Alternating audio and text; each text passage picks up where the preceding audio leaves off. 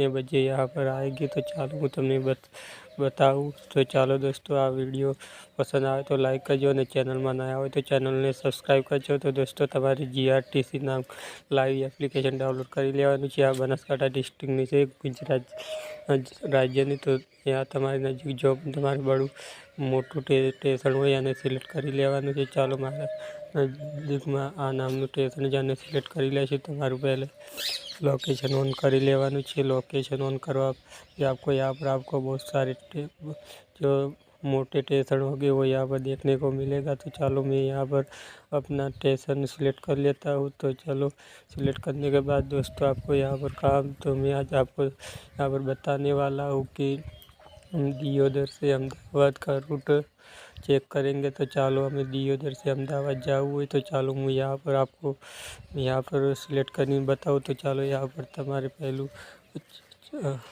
क्या थी चढ़वानुं छे। तो चलो दोस्तों मारे दियोदर थी अमदावाद जाऊँ छे। तो पहले दियोदर और पछी अमदावाद पर सर्च पर क्लिक करूँगा। यहाँ पर तारीख देखने को मिलेगी।